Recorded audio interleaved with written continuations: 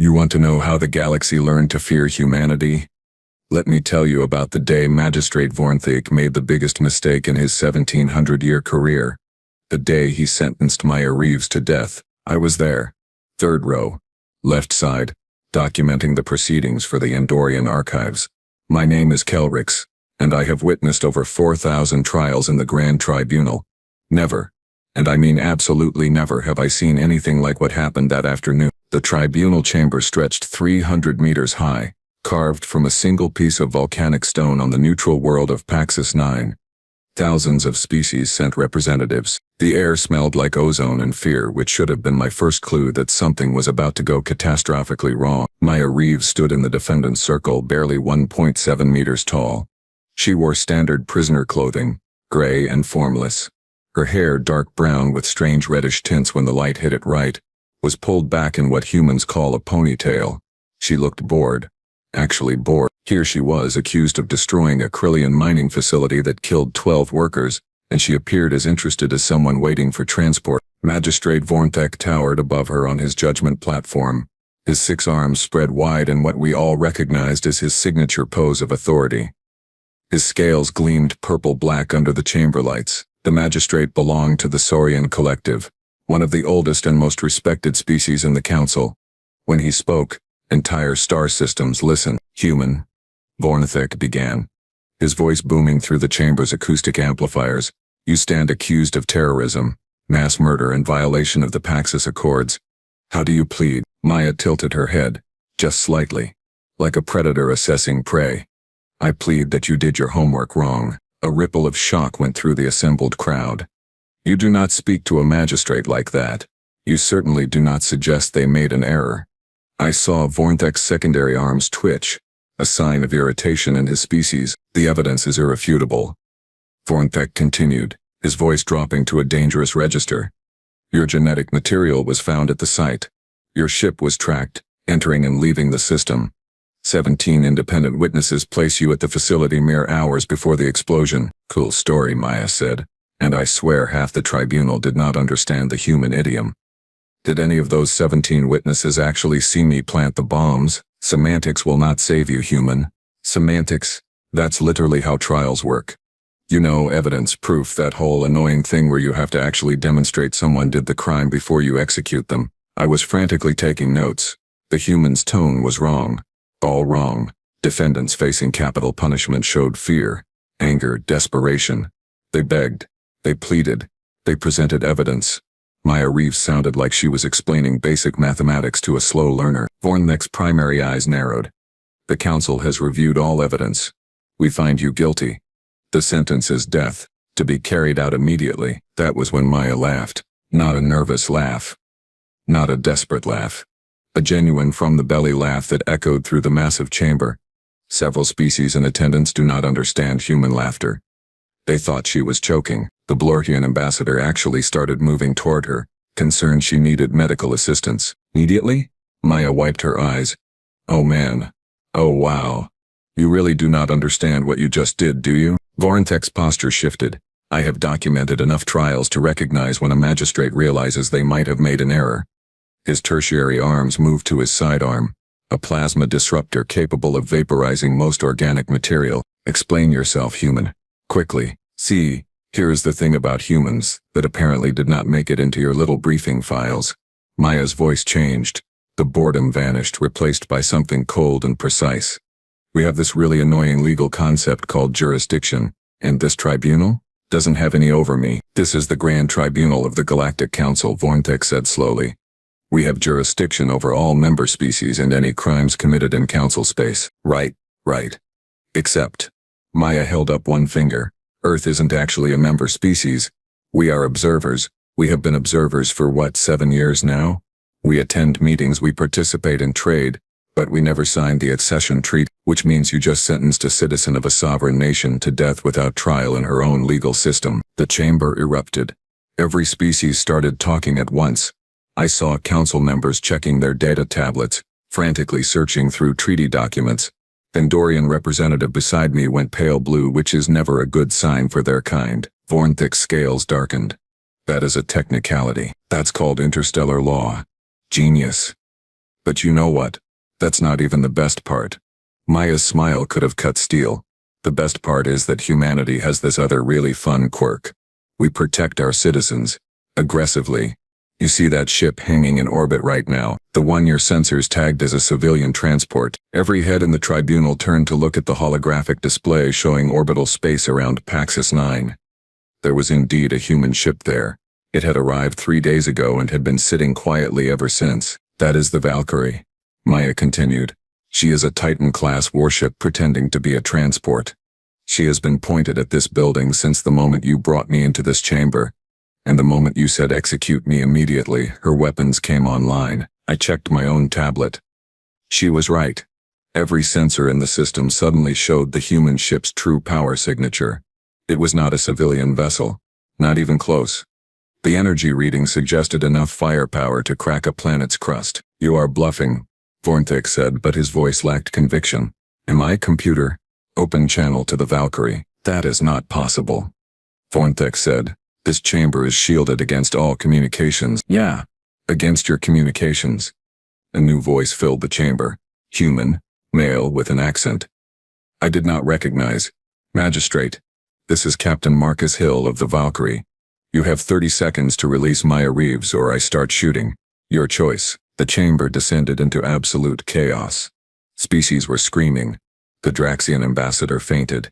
Several of the smaller species representatives tried to exit through emergency doors that had automatically sealed when the weapons lock was detected. Vornthik drew his plasma disruptor. You dare threaten the Grand Tribunal? I dare protect my officer, Captain Hill replied. 20 seconds. Your officer. Vornthik looked at Maya with new understanding. You are military? Naval intelligence, actually. Maya said cheerfully. And you just tried to execute an intelligence operative of a sovereign nation without due process. In my line of work we call that an act of war. I watched Vornthik's thought process play across his features. He could see the trap now. If he released her he looked weak, and the entire judicial authority of the council would be questioned. If he proceeded with the execution, he might start an interstellar war with a species that was currently pointing apocalyptic weapons at the building. Being Vornthik, he chose the third option. The stupid option. He raised his plasma disruptor and pointed it directly at Maya's head. You will not fire while your operative is in the blast radius.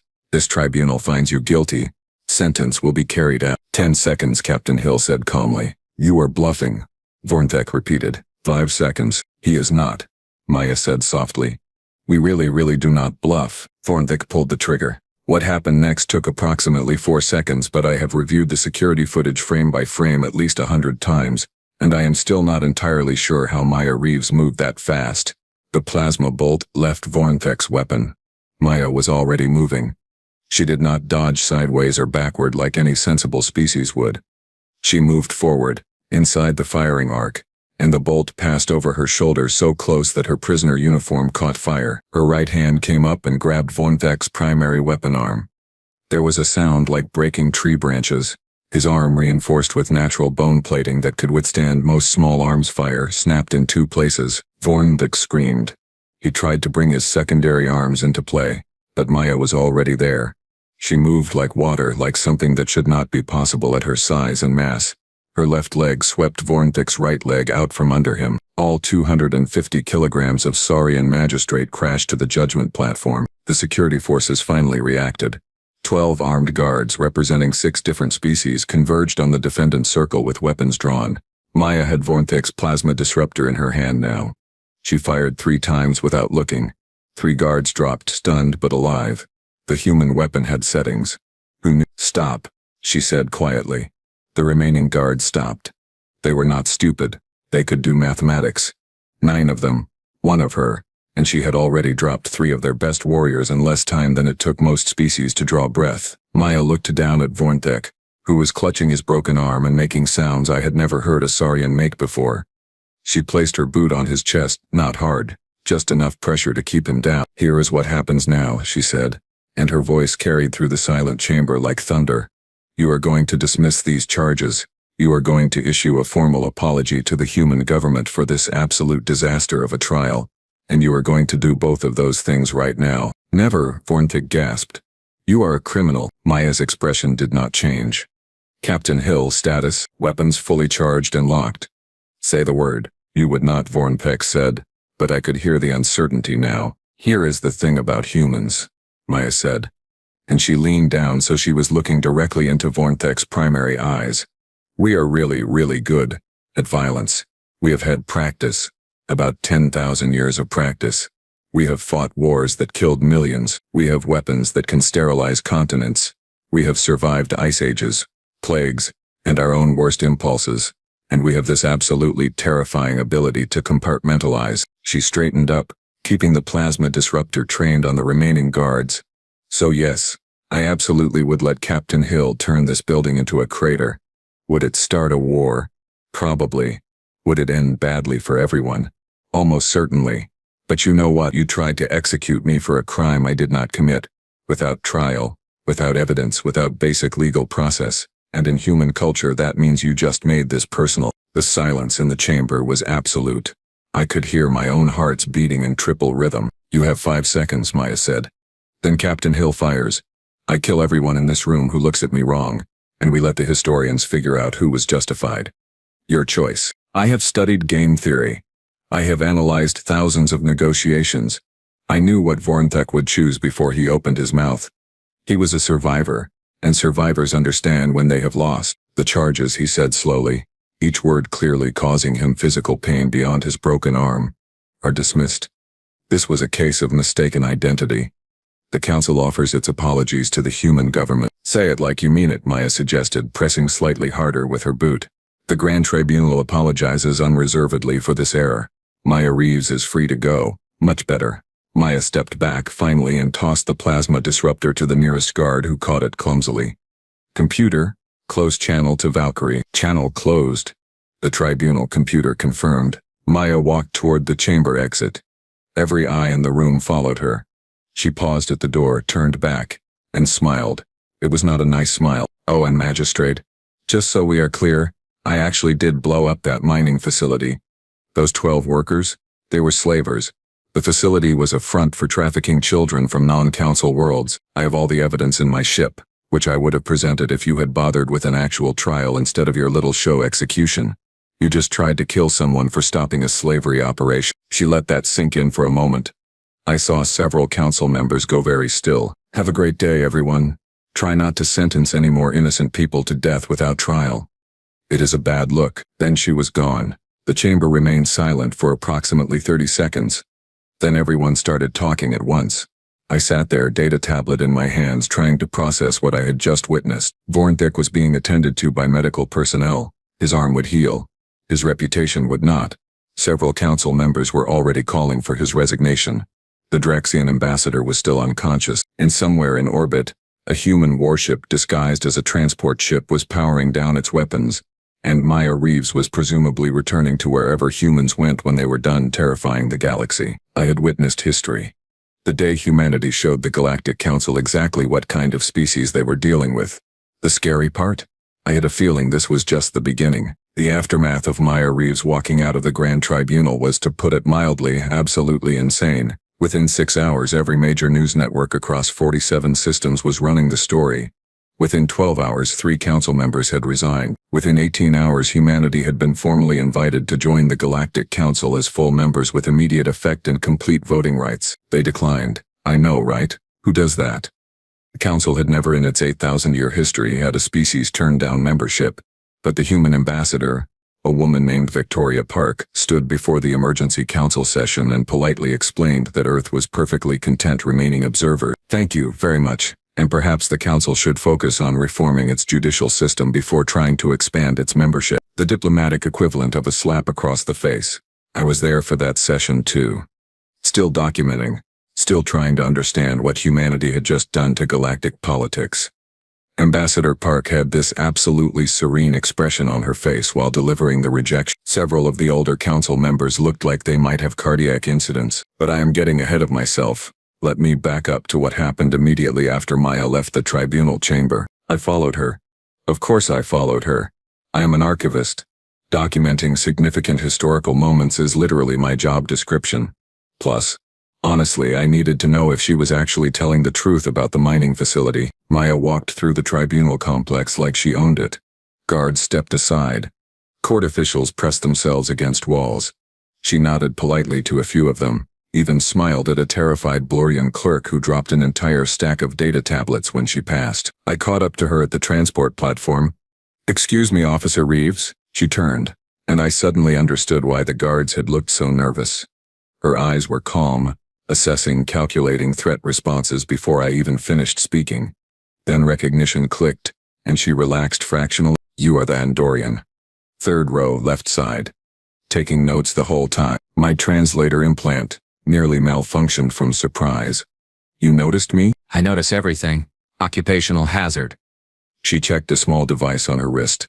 "My ride arrives in 4 minutes. You have until then to ask whatever questions are bouncing around in that big brain of yours." "The mining facility," I said immediately. "Did you really destroy it?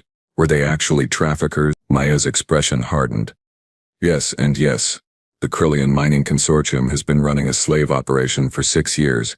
They take children from unaligned worlds, forge documentation claiming they are contract workers, and put them in the deep shafts where nobody asks questions. The 12 dead overseers. Brutal ones. The kind who do not hesitate to space a kid who stops working. Do you have proof?" 37 hours of surveillance footage. Financial records showing payments to 12 different pirate groups. Testimony from 43 rescued children who are currently in protective custody on Earth. And the personal logs of the facility administrator bragging about his operation. Maya pulled out a data chip. "Here. Copy of everything. Go wild." I took the chip with shaking hands.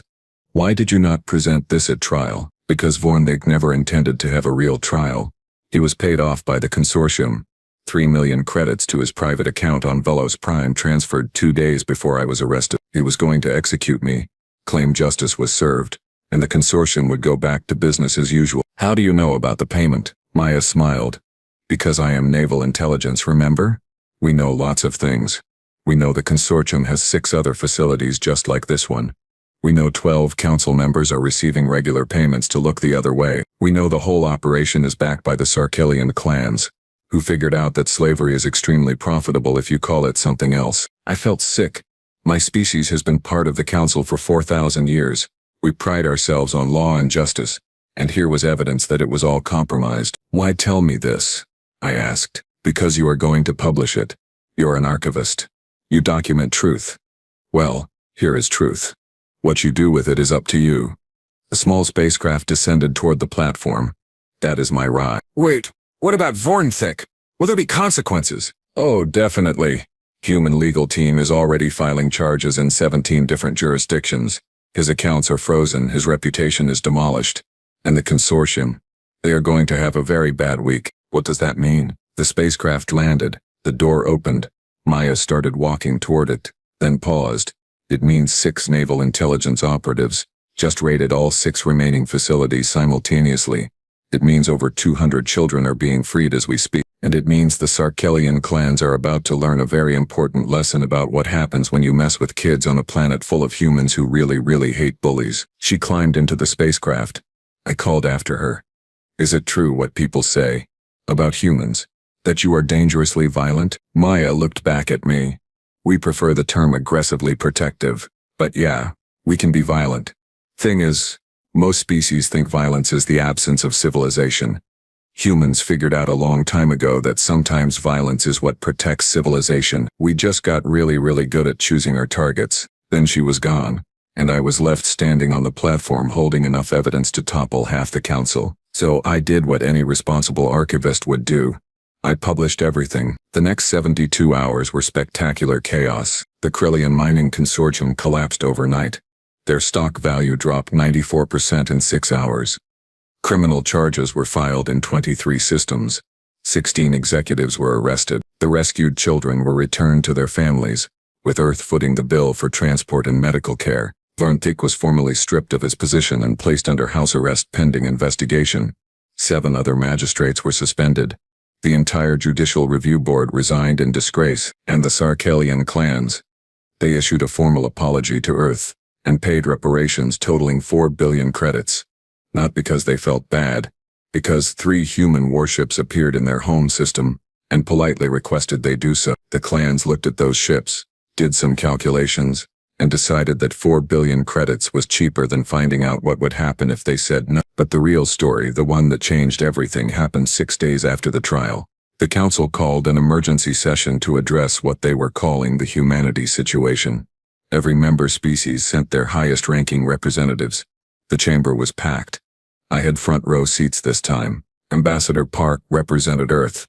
She brought 2 assistants, both humans, both carrying data tablets and looking entirely too calm for the circumstances. The council speaker, a Valorian named Thresh, who had held the position for 200 years, called the session to order. His voice resonated through the chamber. We are here to discuss the recent actions taken by humanity and their operative, Maya Reeves, actions that have caused significant disruption to council operations and member species. Disruption, Ambassador Park repeated. That is an interesting word for exposing massive criminal operations that your government was either incompetent enough to miss or corrupt enough to ignore. The chamber went silent. You simply do not speak to the council speaker like that. Thresh's face darkened. The council takes all criminal activity seriously. Really? Because from where I am standing, you took child slavery so seriously that you tried to execute the person who stopped it. That was an error in judgment by one magistrate. An error that involved at least 12 other council officials receiving payments to enable the operation. An error that spanned 6 years and affected over 400 children. That is not an error, Speaker Thresh. That is systemic corruption. Several council members started objecting loudly. Ambassador Park waited for the noise to die down, then continued. Here is what humanity finds interesting about the Galactic Council. You have rules for everything. Trade regulations, travel protocols, weapons restrictions, all very organized, very civilized. But you do not have adequate protections for children. You do not have robust anti-slavery enforcement. You do not have mechanisms to hold magistrates accountable when they abuse their power. You have created this massive governmental structure, and somehow you forgot to protect the most vulnerable people in it. We have laws, a Drexian council member protested. You have words on documents. Laws require enforcement. Enforcement requires people willing to act even when it is uncomfortable or politically complicated. And based on what we have seen, most of you are more interested in maintaining the status quo than actually protecting anyone. Then why not join the council? Another member asked. Help us reform from within. Ambassador Park smiled. It was not a friendly smile. Because we have been observing you for 7 years. We have watched you debate for 3 months about proper cargo container dimensions, while ignoring credible reports of trafficking. We have seen you censure species for minor trade violations, while taking bribes to overlook atrocities. We have studied your history, and we have found patterns. The council does not reform. It ossifies. It protects itself and its members at the expense of everyone else. So you refuse to join us? Speaker Thresh asked. We refuse to be complicit in your dysfunction. Earth will continue as an observer. We will continue trade relationships with individual species. We will continue sharing technology and cultural exchanges, but we will not join an organization that sentenced one of our citizens to death without trial, and then acts offended when we object. You threatened this entire tribunal, someone shouted from the back rows. We protected our citizen from an illegal execution. There is a difference. Ambassador Park gestured to one of her assistants who activated a holographic display. This is a map of human space. 14 colony worlds, 47 outposts, 23 military installations. Notice something? We are not expanding toward council space. We are moving in the opposite direction. We are not interested in your territory. We are not interested in your politics. We are interested in being left alone to build our civilization on our terms. And if the council insists on jurisdiction over human citizens in council space, Speaker Thresh asked carefully, then we stop coming to council space. We withdraw all human ships, close our embassies, cease all trade with member species, and you lose access to human technology, human markets, and human protection. Protection? Someone laughed. From what? Ambassador Park's smile widened. You have been very lucky for the past 8,000 years. The species that joined the council were mostly peaceful explorers, scientists, traders, but the galaxy is a big place. There are things out beyond your borders that are not peaceful, not scientific, not interested in trade.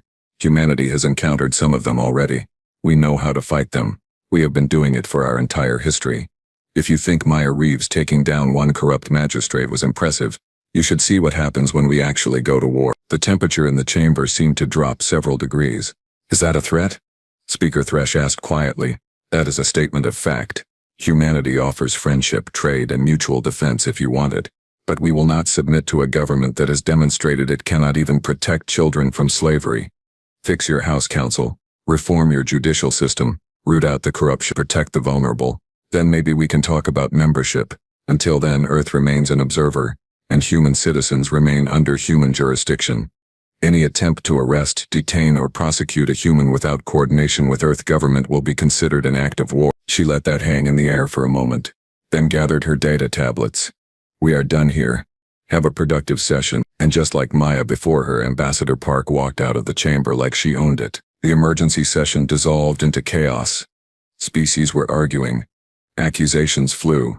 3 separate fistfights broke out which required security intervention. The whole thing was a disaster. But here is what nobody talks about. Here is the part that did not make it into official records. 4 hours after the session ended, 17 species quietly contacted Earth directly. They wanted individual treaties, mutual defense pacts, technology exchanges. They saw which way the wind was blowing. They understood that humanity had just offered the Council a choice, and smart species were hedging their bets. Within 2 weeks, Earth had formal alliances with 43 non-Council worlds, and 12 Council members acting independently of Council authority.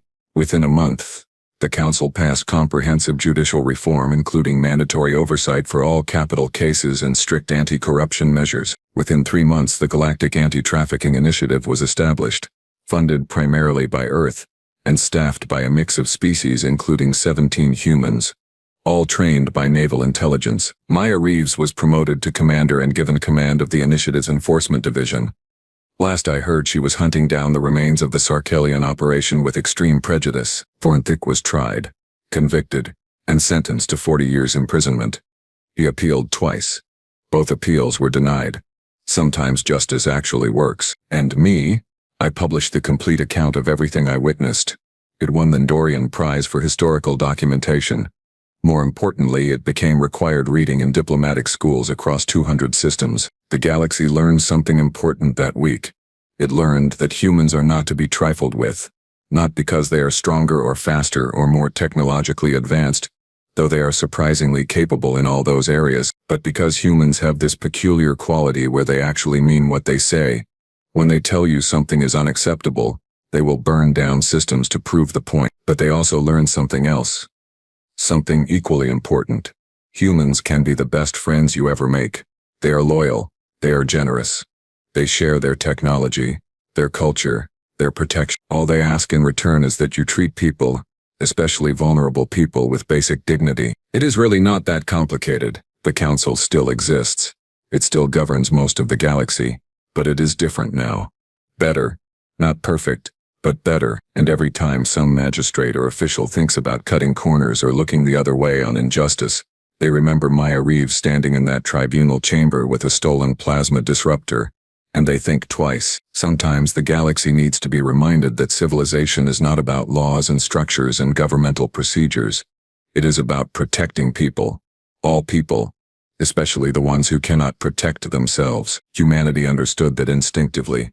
The rest of us are still learning, and honestly, I think we are better for it.